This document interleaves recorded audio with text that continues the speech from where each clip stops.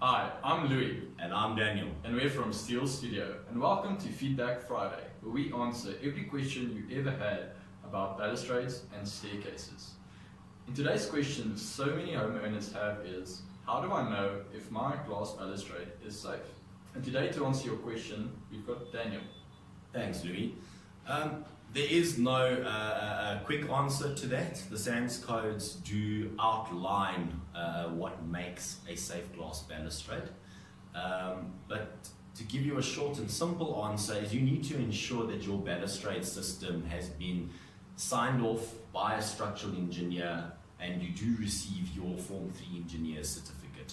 This will ensure that your balustrade has been designed and tested with your safety in mind.